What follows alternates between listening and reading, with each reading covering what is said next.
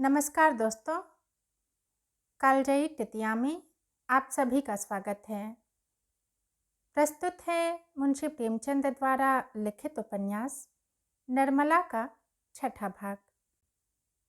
उपन्यास के पिछले भाग में आपने सुना कि मुंशी तोताराम निर्मला को रिझाने की कोशिशों में लगे रहते हैं, पर निर्मला उनके साथ सहज नहीं हो पाती। वहीं दूसरी ओर निर्मला मुंशी तोताराम के बड़े बेटे मनसाराम से खूब बातें करती है। तोताराम को यह नागवार गुजरता है और वह मनसाराम को हॉस्टल भेजने का निश्चय कर लेते हैं। आगे क्या होता है जानने के लिए सुनिए निर्मला का छठा भाग। वकील साहब सैर करके लौटे तो निर्मला ने तुरंत यह विषय छेड़ दिया। मनसाराम से वह आजकल थोड़ी अंग्रेजी पढ़ती थी। उसके चले जाने पर फिर उसके पढ़ने का हरज न होगा, दूसरा कौन पढ़ाएगा। वकील साहब को अब तक यह बात मालूम न थी। निर्मला ने सोचा था कि जब कुछ अभ्यास हो जाएगा तो वकील साहब को एक दिन अंग्रेजी में बात करके चकित कर दूंगी। कुछ थोड़ा सा ज्ञान तो उसे अपने भाइयों से हो ही गया था, अब वह नियमित रूप से पढ़ रही थी। यह जानकर वकील साहब की छाती पर सांप सा लौट गया। त्योरियां बदल कर बोले, वह कब से पढ़ा रहा है तुम्हें? मुझसे तुमने कभी नहीं कहा। निर्मला ने उनका यह रूप केवल एक बार देखा था, जब उन्होंने सियाराम को मारते मारते बेदम कर दिया था। वही रूप और भी विकराल बनकर आज उसे फिर दिखाई दिया। सहमती हुई बोली, उनके पढ़ने में तो इससे कोई हरज नहीं होता। मैं उसी वक्त उनसे पढ़ती हूँ जब उन्हें फुर्सत रहती है। पूछ लेती हूँ कि तुम्हारा हरज होता हो तो जाओ। बहुधा जब वह खेलने जाने लगते हैं तो 10 मिनट के लिए रोक लेती हूँ। मैं खुद चाहती हूँ कि उनका नुकसान न हो। बात कुछ न थी, मगर वकील साहब हताश से होकर चारपाई पर गिर पड़े और माथे पर हाथ रखकर चिंता में मग्न हो गए। उन्होंने जितना समझा था बात उससे कहीं अधिक बढ़ गई थी। उन्हें अपने ऊपर क्रोध आया कि मैंने पहले ही क्यों न इस लौंडे को बाहर रखने का प्रबंध कर दिया। आजकल जो यह महारानी इतनी खुश दिखाई देती हैं, इसका रहस्य अब समझ में आया।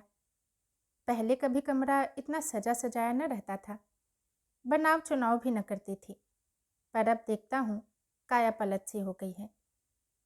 जी में तो आया कि इसी वक्त चलकर मनसाराम को निकाल दें, लेकिन प्रौढ़ बुद्धि ने समझाया कि इस अवसर पर क्रोध की जरूरत नहीं। कहीं इसने भांप लिया तो गजब ही हो जाएगा। हाँ, जरा इसके मनोभावों को टटोलना चाहिए। वकील साहब गंभीरता से बोले, यह तो मैं जानता हूँ कि तुम्हें 2-4 मिनट पढ़ाने से उसका हरज नहीं होता, लेकिन आवारा लड़का है। अपना काम न करने का उसे एक बहाना तो मिल जाता है। कल अगर वह फेल हो गया तो साफ कह देगा, मैं तो दिन भर पढ़ाता रहता था। मैं तुम्हारे लिए कोई मिस नौकर रख दूंगा, कुछ ज़्यादा खर्च न होगा। तुमने मुझसे पहले कहा ही नहीं। यह तुम्हें भला क्या पढ़ाता होगा? 2-4 शब्द बताकर भाग जाता होगा। इस तरह तो तुम्हें कुछ भी ना आएगा। निर्मला ने तुरंत इस आक्षेप का खंडन किया। नहीं, यह बात तो नहीं। वह मुझे दिल लगाकर पढ़ाते हैं और उनकी शैली भी कुछ ऐसी है कि पढ़ने में मन लगता है। आप एक दिन जरा उनका समझाना देखिए। मैं तो समझती हूँ कि मिस इतने ध्यान से न पढ़ाएगी। मुंशी जी अपनी प्रश्न कुशलता पर मूंछों पर ताव देते हुए बोले, दिन में एक ही बार पढ़ाता है या कई बार? निर्मला अब भी इन प्रश्नों का आशय न समझी। बोली, पहले तो शाम ही को पढ़ा देते थे, अब कई दिनों से एक बार आकर लिखना भी देख लेते हैं। वह तो कहते हैं कि मैं अपनी क्लास में सबसे अच्छा हूँ। अभी परीक्षा में इन्हीं को प्रथम स्थान मिला था। फिर आप कैसे समझते हैं कि उनका पढ़ने में जी नहीं लगता?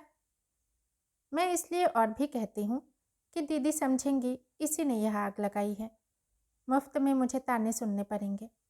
अभी जरा ही देर हुई धमका कर गई हैं। मुंशी जी ने दिल में कहा, खूब समझता हूँ। तुम कल की छोकरी होकर मुझे चराने चली, दीदी का सहारा लेकर अपना मतलब पूरा करना चाहती है। बोले, मैं नहीं समझता बोर्डिंग का नाम सुनकर क्यों लौंडे की नानी मरती है और लड़के खुश होते हैं कि अब अपने दोस्तों में रहेंगे। यह उल्टे रो रहा है। अभी कुछ दिन पहले तक तो यह दिल लगा कर पढ़ता था। यह उसी मेहनत का नतीजा है कि अपनी क्लास में सबसे अच्छा है। लेकिन इधर कुछ दिनों से इसे सैर सपाटे का चस्का पड़ गया है। अगर अभी से रोकथाम न की गई तो पीछे करते धरते न बन पड़ेगा। तुम्हारे लिए मैं एक मिस रख दूंगा। दूसरे दिन मुंशी जी प्रातःकाल कपड़े लत्ते पहनकर बाहर निकले। दीवान खाने में कई मुवक्किल बैठे हुए थे। इनमें एक राजा साहब भी थे, जिनसे मुंशी जी को कई हजार सालाना मेहनताना मिलता था। मगर मुंशी जी उन्हें वहीं बैठे छोड़ 10 मिनट में आने का वादा करके बग्घी पर बैठकर स्कूल के हेडमास्टर के यहाँ जा पहुँचे। हेडमास्टर साहब बड़े सज्जन पुरुष थे। वकील साहब का बहुत आदर सत्कार किया, पर उनके यहाँ एक लड़की की भी जगह खाली न थी। सभी कमरे भरे हुए थे। इंस्पेक्टर साहब की कड़ी ताकीद थी कि मुफस्सल के लड़कों को जगह देकर तब शहर के लड़कों को दिया जाए। इसीलिए यदि कोई जगह खाली भी हुई तो भी मनसाराम को जगह न मिल सकेगी, क्योंकि कितने ही बाहरी लड़कों के प्रार्थना पत्र रखे हुए थे। मुंशी जी वकील थे। रात दिन ऐसे प्राणियों से साबिका रहता था जो लोभवश असंभव को भी संभव, असाध्य को भी साध्य बना सकते हैं। समझे शायद कुछ दे दिलाकर काम निकल जाए। दफ्तर क्लर्क से ढंग की कुछ बातचीत करनी चाहिए। पर उसने हंसकर कहा, मुंशी जी, यह कचहरी नहीं स्कूल है। हेडमास्टर साहब के कानों में इसकी भनक भी पड़ गई तो जामे से बाहर हो जाएंगे और मनसाराम को खड़े खड़े निकाल देंगे। संभव है अफसरों से शिकायत करते। बेचारे मुंशी जी अपना सा मुँह लेकर रह गए। 10 बजते बजते झुंझलाए हुए घर लौटे। मनसाराम उसी वक्त घर से स्कूल जाने को निकला। मुंशी जी ने कठोर नेत्रों से उसे देखा, मानो वह उनका शत्रु हो, और घर में चले गए।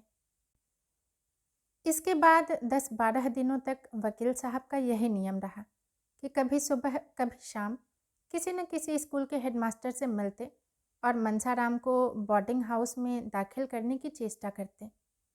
पर किसी स्कूल में जगह न थी। सभी जगहों से कोरा जवाब मिल गया। अब 2 ही उपाय थे, या तो मनसाराम को अलग किराए के मकान में रख दिया जाए या किसी दूसरे स्कूल में भर्ती करा दिया जाए। ये दोनों बातें आसान थी। मुफस्सल के स्कूलों में जगह अक्सर खाली रहती थी, लेकिन अब मुंशी जी का शंकित हृदय कुछ शांत हो गया था। उस दिन से उन्होंने मनसाराम को कभी घर में जाते न देखा, यहाँ तक कि अब वह खेलने भी न जाता था। स्कूल जाने के पहले और आने के बाद बराबर अपने कमरे में बैठा रहता। गर्मी के दिन थे। खुले हुए मैदान में भी देह से पसीने की धारें निकलती थीं, लेकिन मनसाराम अपने कमरे से बाहर न निकलता। उसका आत्माभिमान आवारापन के आक्षेप से मुक्त होने के लिए विकल हो रहा था। वह अपने आचरण से इस कलंक को मिटा देना चाहता था। एक दिन मुंशी जी बैठे भोजन कर रहे थे कि मनसाराम भी नहाकर खाने आया। मुंशी जी ने इधर उसे महीनों से नंगे बदन न देखा था। आज उस पर निगाह पड़ी तो होश उड़ गए। हड्डियों का ढांचा सामने खड़ा था। मुख पर अब भी ब्रह्मचर्य का तेज था, पर देह घुलकर कांटा हो गई थी। पूछा, आजकल तुम्हारी तबीयत अच्छी नहीं है क्या? इतने दुर्बल क्यों हो? मनसाराम ने धोती ओढ़कर कहा, तबीयत तो बिल्कुल अच्छी है। मुंशी जी, फिर इतने दुर्बल क्यों हो? मनसाराम, दुर्बल तो नहीं हूँ, मैं इससे ज़्यादा मोटा कब था? मुंशी जी, वाह, आधी देह भी नहीं रही और कहते हो मैं दुर्बल नहीं हूँ। क्यों दीदी, यह ऐसा ही था? रुक्मिणी आंगन में खड़ी तुलसी को जल चढ़ा रही थी। बोली, दुबला क्यों होगा? अब तो बहुत अच्छी तरह लालन पालन हो रहा है। मैं गवारिन थी, लड़कों को खिलाना पिलाना नहीं जानती थी। खोमचा खिला खिला कर इनकी आदत बिगाड़ देती थी। अब तो एक पढ़ी लिखी गृहस्थी के कामों में चतुर औरत पान की तरह फेर रही है ना। दुबला हो उसका दुश्मन। मुंशी जी, दीदी तुम बड़ा अन्याय करती हो। तुमसे किसने कहा कि लड़कों को बिगाड़ रही हो? जो काम दूसरों के किए न हो सके वह तुम्हें खुद करने चाहिए। यह नहीं कि घर से कोई नाता न रखो। जो अभी खुद लड़की है वह लड़कों की देखभाल क्या करेगी? यह तुम्हारा काम है। रुक्मिणी, जब तक अपना समझती थी करती थी। जब तुमने गैर समझ लिया तो मुझे क्या पड़ी है कि मैं तुम्हारे गले से चिपटूं? पूछो, कै दिन से दूध नहीं पिया? जाके कमरे में देखा, नाश्ते के लिए जो मिठाई भेजी गई थी वह परी सड़ रही है। मालकिन समझती हैं मैंने तो खाने का सामान रख दिया, कोई न खाए तो क्या मैं मुंह में डाल दूँ?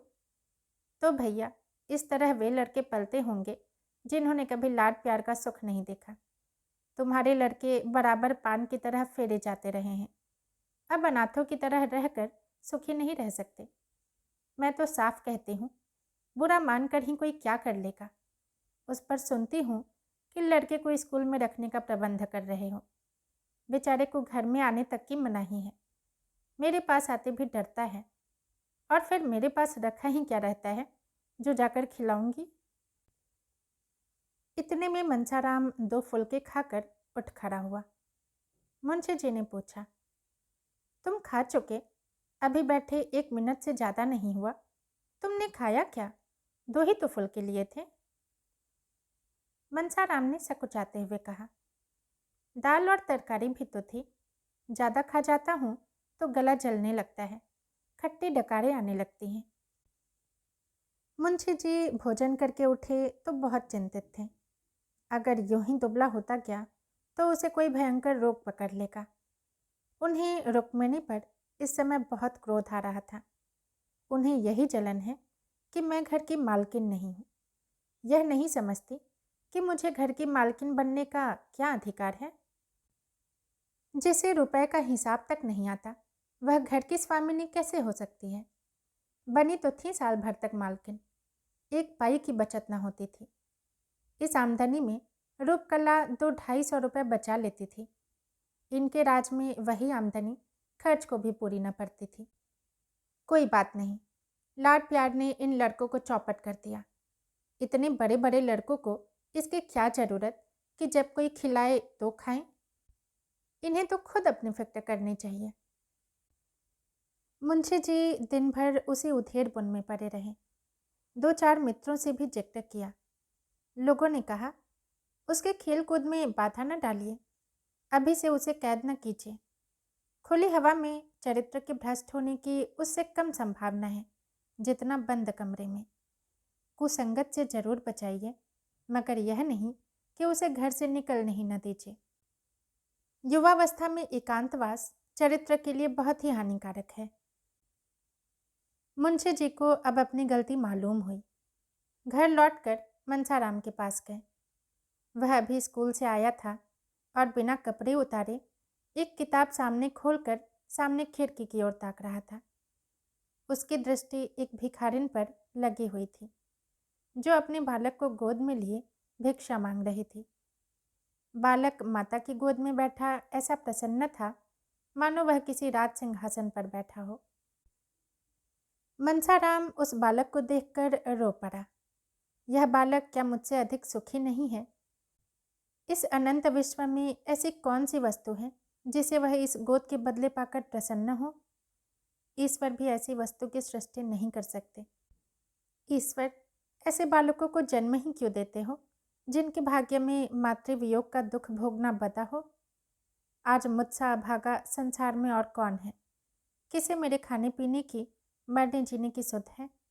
अगर मैं आज मर भी जाऊं तो किसके दिल को चोट लगेगी?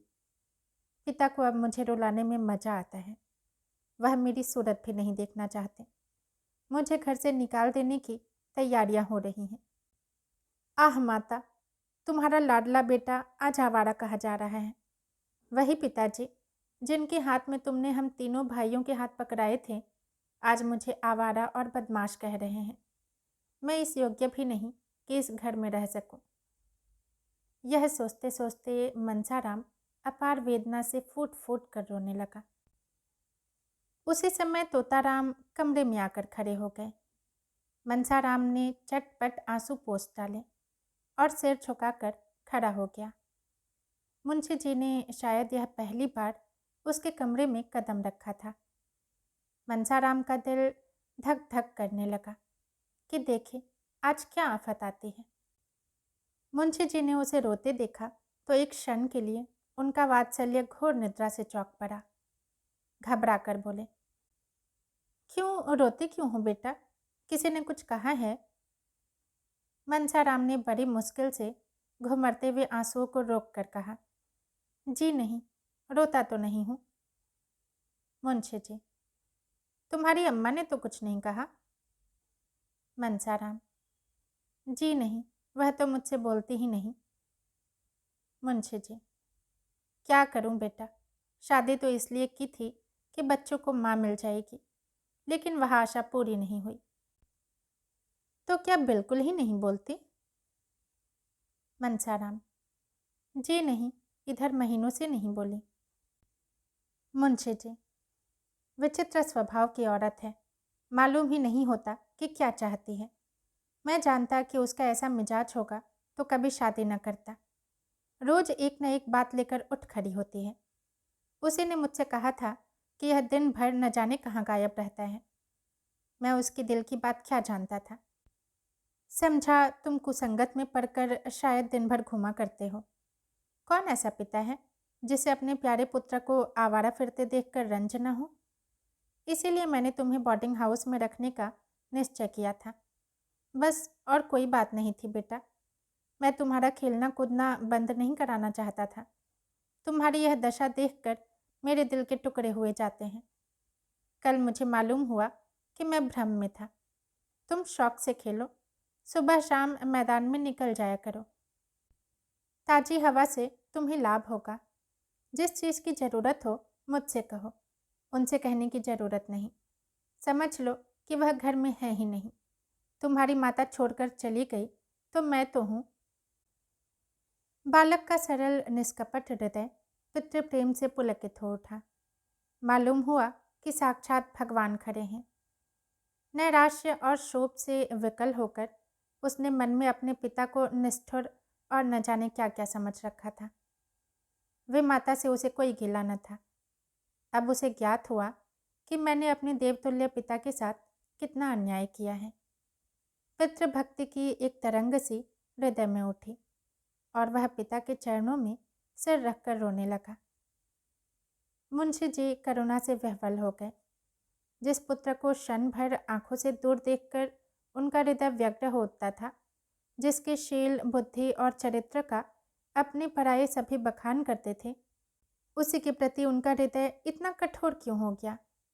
वह अपने ही प्रिय पुत्र को शत्रु समझने लगे, उसको निर्वासन देने को तैयार हो गए। निर्मला पुत्र और पिता के बीच दीवार बनकर खड़ी थी। निर्मला को अपनी ओर खींचने के लिए पीछे हटना पड़ता था और पिता तथा पुत्र में अंतर बढ़ता जाता था। फलतः आज यह दशा हो गई है कि अपने अभिन्न पुत्र से उन्हें इतना छल करना पड़ रहा है। आज बहुत सोचने के बाद उन्हें एक ऐसी युक्ति सूझी है जिससे आशा हो रही है कि वह निर्मला को बीच से निकालकर अपने दूसरे बाजू को अपनी तरफ खींच लेंगे। उन्होंने इस युक्ति का आरंभ भी कर दिया है, लेकिन इसमें अभिष्ट सिद्ध होगा या नहीं, इसे कौन जानता है। जिस दिन से तोताराम ने निर्मला की बहुत मिन्नत समाजत करने पर भी मनसाराम को बोर्डिंग हाउस में भेजने का निश्चय किया था, उसी दिन से उसने मनसाराम से पढ़ना छोड़ दिया। यहाँ तक कि बोलती भी न थी। उसे स्वामी की इस अविश्वासपूर्ण तत्परता का कुछ कुछ आभास हो गया था। उफ़्फ़ो, इतना शक की मिजाज! ईश्वर ही इस घर की लाज रखे। इनके मन में ऐसी ऐसी दुर्भावनाएं भरी हुई हैं। मुझे यह इतनी गई गुजरी समझते हैं। ये बातें सोच सोच कर वह कई दिन रोती रही। तब उसने सोचना शुरू किया, इन्हें क्यों ऐसा संदेह हो रहा है?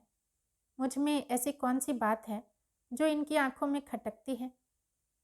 बहुत सोचने पर भी उसे अपने में कोई ऐसी बात नजर न आई। तो क्या उसका मनसाराम से पढ़ना, उससे हंसना बोलना ही इनके संदेह का कारण है? तो फिर मैं पढ़ना छोड़ दूंगी। भूल कर भी मनसाराम से न बोलूंगी, उसकी सूरत न देखूंगी। लेकिन यह तपस्या उसे असाध्य जान पड़ती थी। मनसाराम से हंसने बोलने में उसकी विलासिनी कल्पना उत्तेजित भी होती थी और तृप्त भी। उससे बातें करते हुए उसे अपार सुख का अनुभव होता था, जिसे वह शब्दों में प्रकट न कर सकती थी। कुवासना की उसके मन में छाया भी न थी। वह स्वप्न में भी मनसाराम से कलुषित प्रेम करने की बात सोच भी न सकती थी। प्रत्येक प्राणी को अपने हमजोलियों के साथ हंसने बोलने की जो एक नैसर्गिक तृष्णा होती है, उसे की तृप्ति का यह एक अज्ञात साधन था। अब वह अतृप्त तृष्णा निर्मला के हृदय में दीपक की भांति जलने लगी। रह रह कर उसका मन किसी अज्ञात वेदना से विकल हो जाता। खोई हुई किसी अज्ञात वस्तु की खोज में इधर उधर घूमती फिरती। जहाँ बैठती वहाँ बैठे ही रह जाती। किसी काम में जी न लगता। हाँ, जब मुंशी जी आते, वह अपनी सारी तृष्णाओं को नैराश्य में डुबाकर उनसे मुस्कराकर इधर उधर की बातें करने लगती। कल जब मुंशी जी भोजन करके कचहरी चले गए तो रुक्मिणी ने निर्मला को खूब तानों से छेदा। जानती तो थी कि यहाँ बच्चों का पालन पोषण करना पड़ेगा, तो क्यों घर वालों से नहीं कह दिया कि वहाँ मेरा विवाह न करो?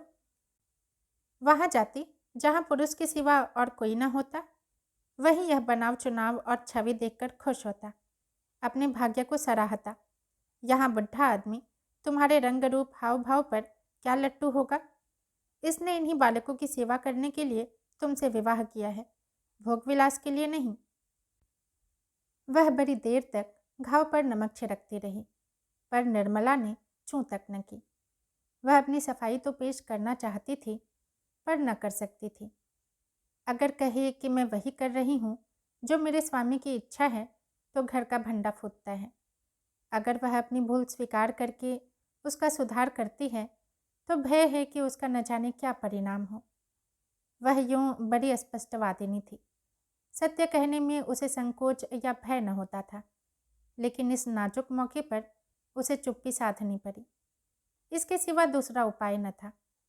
वह देखती थी मनसाराम बहुत विरक्त और उदास रहता है। यह भी देखती थी कि वह दिन दिन दुर्बल होता जाता है, लेकिन उसकी वाणी और कर्म दोनों ही पर मुहर लगी हुई थी। चोर के घर चोरी हो जाने से उसकी जो दशा होती है, वही दशा इस समय निर्मला की हो रही थी।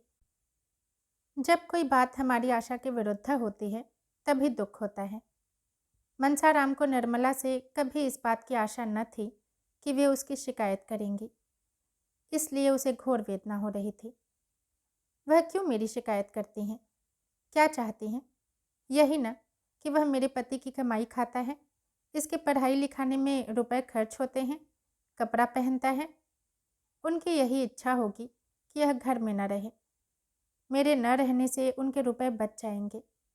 वह मुझसे बहुत प्रसन्न चित्त रहती हैं। कभी मैंने उनके मुंह से कटु शब्द नहीं सुने। क्या यह सब कौशल है? हो सकता है। चिड़िया को जाल में फंसाने के पहले शिकारी दाने बिखेरता है। आह, मैं नहीं जानता था कि दाने के नीचे जाल है। यह मातृ स्नेह केवल मेरे निर्वासन की भूमिका है। अच्छा, मेरा यहाँ रहना क्यों बुरा लगता है? जो उनका पति है, क्या वह मेरा पिता नहीं है? क्या पिता पुत्र का संबंध स्त्री पुरुष के संबंध से कुछ कम घनिष्ठ है? अगर मुझे उनके संपूर्ण आधिपत्य से ईर्ष्या नहीं होती, वह जो चाहे करे, मैं मुंह नहीं खोल सकता, तो वह मुझे एक अंगुल भर भूमि भी नहीं देना चाहती। आप पक्के महल में रहकर क्यों मुझे वृक्ष की छाया में बैठा नहीं देख सकती? हाँ, वह समझती होंगी कि वह बड़ा होकर मेरे पति की संपत्ति का स्वामी हो जाएगा, इसलिए अभी से निकाल देना अच्छा है। उनको कैसे विश्वास दिलाऊं कि मेरी ओर से यह शंका न करें? उन्हें क्यों कर बताऊं कि मनसाराम विष खाकर प्राण दे देगा? इसके पहले कि उनका अहित करेगा। उसे चाहे कितनी ही कठिनाइयाँ सहनी पड़े, वह उनके हृदय का शूल न बनेगा। यूँ तो पिताजी ने मुझे जन्म दिया है और अब भी मुझ पर उनका स्नेह कम नहीं है, लेकिन क्या मैं इतना भी नहीं जानता कि जिस दिन पिताजी ने उनसे विवाह किया, उसी दिन उन्होंने हमें अपने हृदय से बाहर निकाल दिया। अब हम अनाथों की भांति यहाँ पड़े रह सकते हैं। इस घर पर हमारा कोई अधिकार नहीं है। कदाचित पूर्व संस्कारों के कारण यहाँ अन्य अनाथों से हमारी दशा कुछ अच्छी है, पर हैं अनाथ ही। हम उसे दिन अनाथ हुए जिस दिन अम्मा जी परलोक सिधारी। जो कुछ कसर रह गई थी वह इस विवाह ने पूरी कर दी। मैं तो खुद पहले इनसे विशेष संबंध न रखता था। अगर इन्हीं दिनों पिताजी से मेरी शिकायत की होती तो शायद मुझे इतना दुख न होता। मैं तो उस आघात के लिए तैयार बैठा था। संसार में क्या मैं मजदूरी भी नहीं कर सकता? लेकिन बुरे वक्त में इन्होंने चोट की। हिंसक पशु भी आदमी को गाफिल पाकर ही चोट करते हैं। इसीलिए मेरी आवभगत होती थी। खाना खाने के लिए उठने में जरा भी देर हो जाती थी तो बुलावे पर बुलावे आते थे। जलपान के लिए प्रातः हलवा बनाया जाता था। बार बार पूछा जाता था, रुपयों की ज़रूरत तो नहीं है? इसीलिए वह 100 रुपयों की घड़ी मंगवाई थी।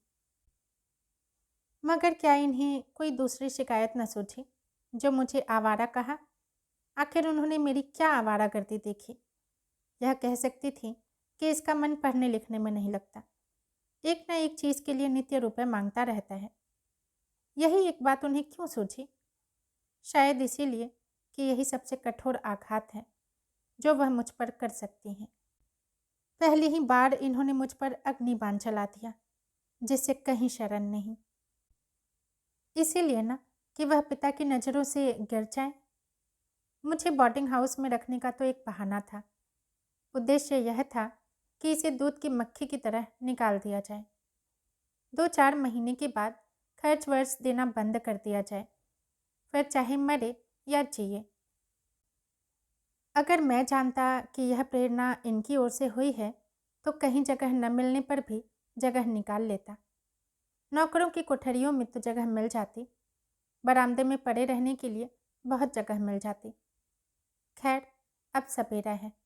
जब स्नेह नहीं रहा तो केवल पेट भरने के लिए यहाँ पड़े रहना बेहयाई है। यह अब मेरा घर नहीं। इसी घर में पैदा हुआ हूँ, यहीं खेला हूँ, पर अब यह मेरा घर नहीं। पिताजी भी मेरे पिता नहीं हैं। मैं उनका पुत्र हूँ, पर वह मेरे पिता नहीं हैं। संसार के सारे नाते स्नेह के नाते हैं। जहाँ स्नेह नहीं वहाँ कुछ नहीं। हाय अम्मा जी, तुम कहाँ हो? यह सोचकर मनसाराम रोने लगा। ज्यों-ज्यों मातृ स्नेह की पूर्व स्मृतियाँ जागृत होती थीं, उसके आंसू उमड़ते आते थे। वह कई बार अम्मा अम्मा पुकार उठा, मानो वह खड़ी सुन रही हैं। मातृहीनता के दुख का आज उसे पहली बार अनुभव हुआ। वह आत्माभिमानी था, साहसी था, पर अब तक सुख की गोद में लालन पालन होने के कारण वह इस समय अपने आप को निराधार समझ रहा था। रात के 10 बज गए थे। मुंशी जी आज कहीं दावत खाने गए हुए थे। 2 बार महरी मनसाराम को भोजन करने के लिए बुलाने आ चुके थे। मनसाराम ने पिछली बार उसे झुंझला कर कह दिया था, मुझे भूख नहीं है, कुछ न खाऊंगा। बार बार आकर सिर पर सवार हो जाती है। इसीलिए जब निर्मला ने उसे फिर उसी काम के लिए भेजना चाहा तो वह न गई। बोली, बहू जी, वह मेरे बुलाने से ना आवेंगे। निर्मला, आएंगे क्यों नहीं? जाकर कह दे खाना ठंडा हुआ जाता है, 2-4 कौर खा लें। महरी, मैं यह सब कह के हार गई, नहीं आते। निर्मला, तूने यह कहा था कि वह बैठी हुई हैं? महरी, नहीं बहू जी, यह तो मैंने नहीं कहा, झूठ क्यों बोलूं? निर्मला, अच्छा तो जाकर यह कह देना, वह बैठी तुम्हारी राह देख रही हैं। तुम न खाओगे तो वह रसोई उठाकर सो रहेंगी। मेरी भूंगी, सुन, अब की ओर चली जा, ना आवे तो गोद में उठा लेना। भूंगी नाक भौं से कोड़ती गई, पर एक ही क्षण में आकर बोली, अरे बहू जी, वह तो रो रहे हैं, किसी ने कुछ कहा है क्या? निर्मला इस तरह चौंक कर उठी और 2-3 पग आगे चली, मानो किसी माता ने अपने बेटे के कुएं में गिर पड़ने की खबर पाई हो।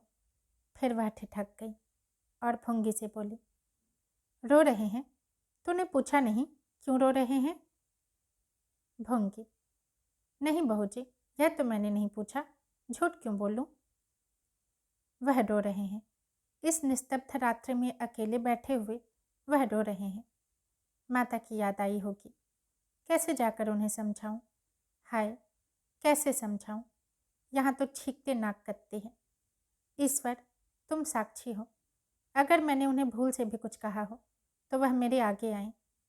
मैं क्या करूं? वह दिल में समझते होंगे कि इसी ने पिताजी से मेरी शिकायत की होगी। कैसे विश्वास दिलाऊं कि मैंने कभी तुम्हारे विरुद्ध एक शब्द भी मुंह से नहीं निकाला।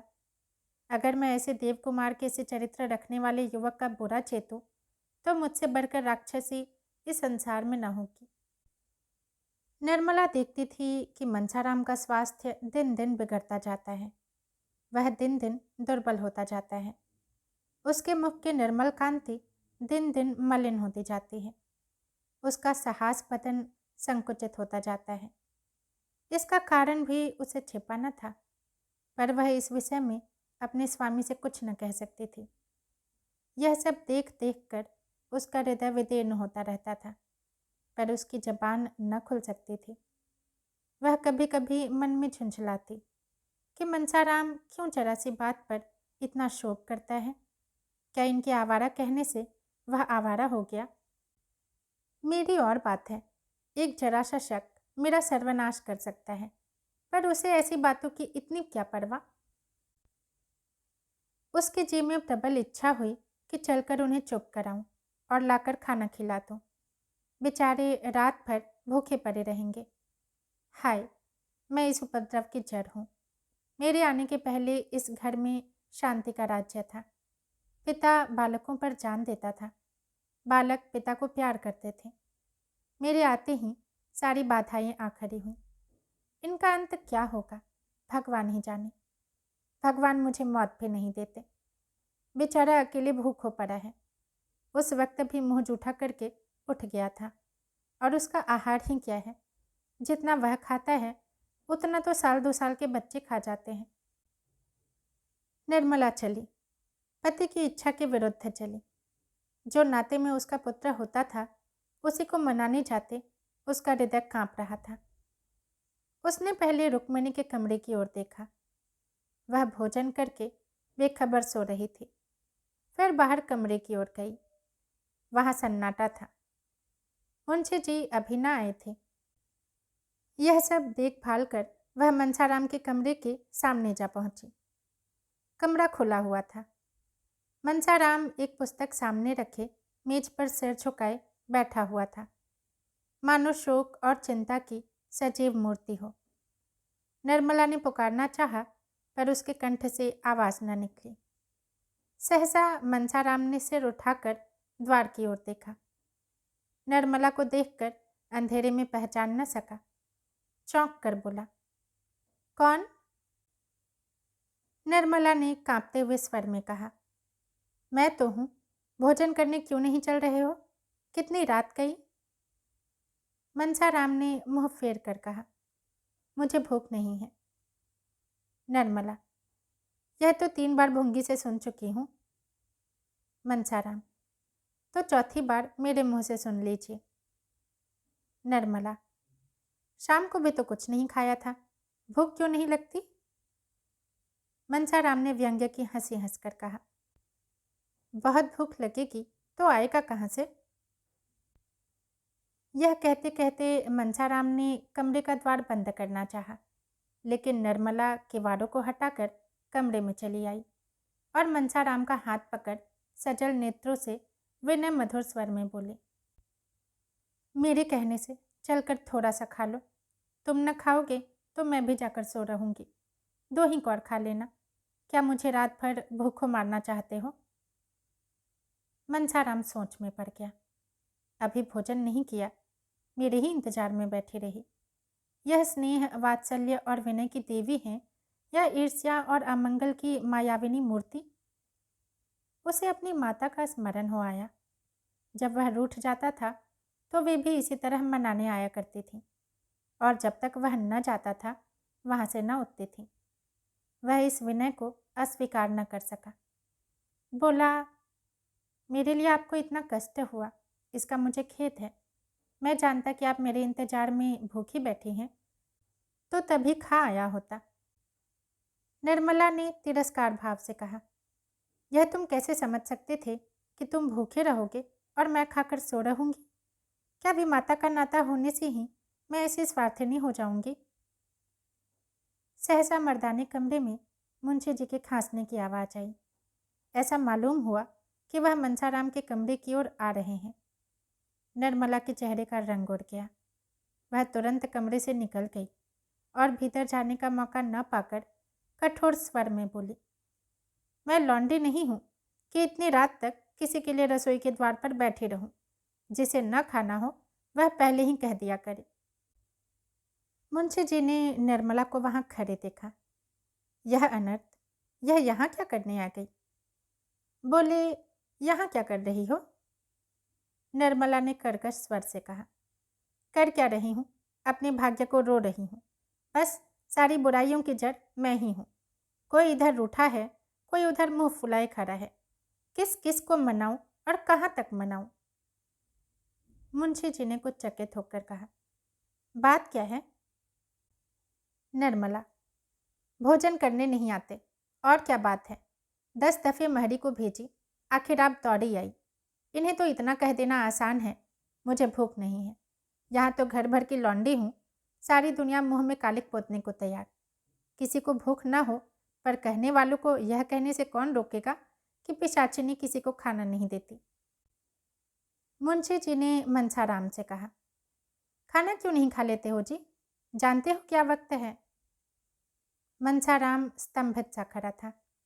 उसके सामने एक ऐसा रहस्य हो रहा था जिसका मर्म वह कुछ भी न समझ सकता था।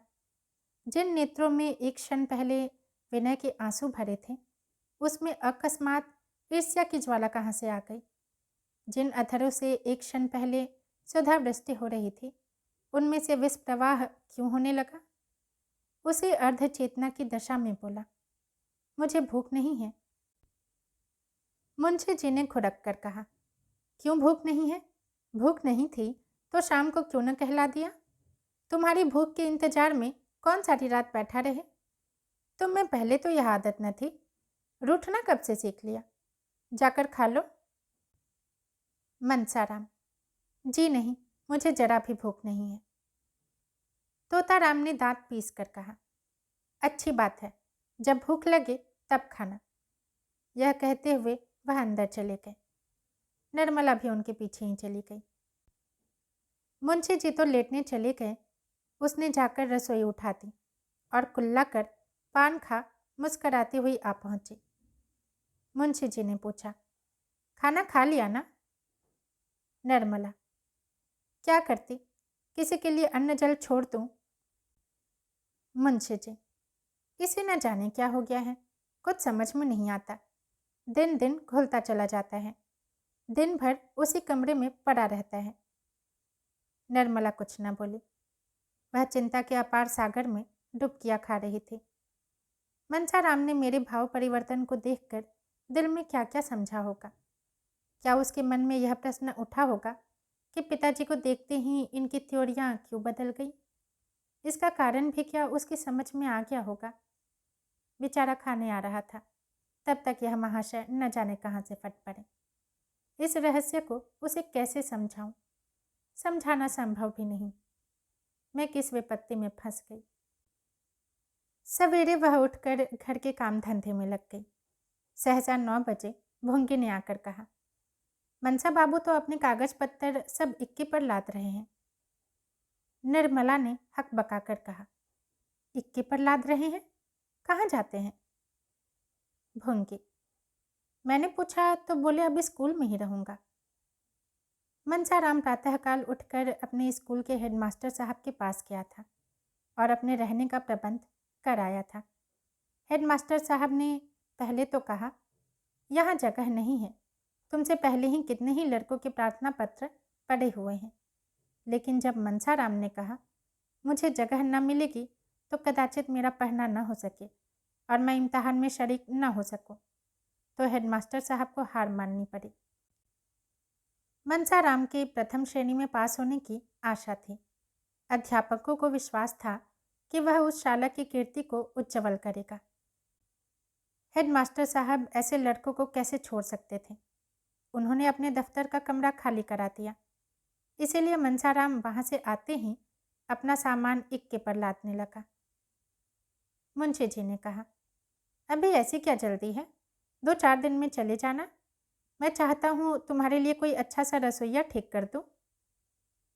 मनसाराम, वहाँ का रसोइया बहुत अच्छा भोजन पकाता है। मुंशी जी, अपने स्वास्थ्य का ध्यान रखना, ऐसा ना हो कि पढ़ने के पीछे स्वास्थ्य खो बैठो।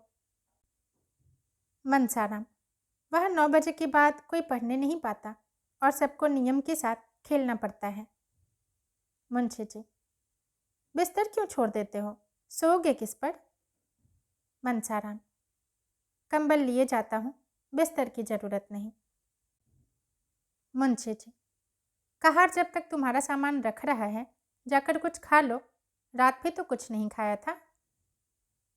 मनसाराम, वहीं खा लूँगा, रसोइये से भोजन बनाने को कहा आया हूँ, यहाँ खाने लगूंगा तो देर होगी। घर में जियाराम और सियाराम भी भाई के साथ जाने की जिद कर रहे थे। निर्मला उन दोनों को बहला रही थी, बेटा वहाँ छोटे नहीं रहते, सब काम अपने ही हाथ से करना पड़ता है। एकाएक रुक्मिणी ने आकर कहा, तुम्हारा वज्र का हृदय है महारानी। लड़के ने रात भी कुछ नहीं खाया, इस वक्त भी बिना खाए पिए चला जा रहा है और तुम लड़कों के लिए बातें कर रही हो।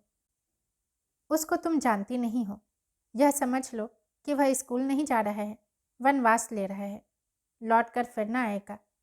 यह उन लड़कों में नहीं है जो खेल में मार भूल जाते हैं, बात उसके दिल पर पत्थर की लकीर हो जाती है।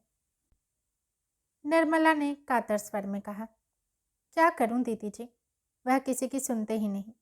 आप जरा जाकर बुला लें, आपके बुलाने से आ जाएंगे। रुक्मिणी हाथ हिलाते हुए गंभीरता से बोली, आखिर हुआ क्या जिस पर भागा जाता है? घर से उसका जी कभी उचाट न होता था। उसे तो अपने घर के सिवा और कहीं अच्छा ही न लगता था। तुम ने उसे कुछ कहा होगा या उसकी कुछ शिकायत की होगी। क्यों अपने लिए कांटे बो रही हो? रानी, घर को मिट्टी में मिलाकर चैन से न बैठने पाओगी। निर्मला ने रोकर कहा, मैंने उन्हें कुछ कहा हो तो मेरी जबान कट जाए। हाँ, सौतेली माँ होने के कारण बदनाम तो हूँ ही। आपके हाथ जोड़ती हूँ, जरा जाकर उन्हें बुला लाइए। रुक्मिणी ने तीव्र स्वर में कहा, तुम क्यों नहीं बुला लाती? क्या छोटी हो जाओगी? अपना होता तो क्या इसी तरह बैठी रहती? निर्मला की दशा उस पंखहीन पक्षी की तरह हो रही थी जो सर्प को अपनी ओर आते देखकर उड़ना चाहता है पर उड़ नहीं सकता। उछलता है और गिर पड़ता है, पंख फरफरा कर रह जाता है। उसका हृदय अंदर ही अंदर तड़प रहा था पर बाहर न जा सकती थी। इतने में दोनों लड़के आकर बोले, भैया जी चले गए। निर्मला मूर्तिवत खड़ी रही, मानो संज्ञाहीन हो गई हो। चले गए? घर में आए तक नहीं, मुझसे मिले तक नहीं, चले गए। मुझसे इतनी घृणा? मैं उनकी कोई न सही, उनकी बुआ तो थी, उनसे तो मिलने आना चाहिए था। मैं यहाँ थी ना, अंदर कैसे कदम रखते, मैं देख लेती ना, इसीलिए चले गए। दोस्तों, निर्मला का छठा भाग यहीं समाप्त होता है। यदि पसंद आया हो तो लाइक करें, कमेंट करें और चैनल को सब्सक्राइब भी ज़रूर करें। धन्यवाद।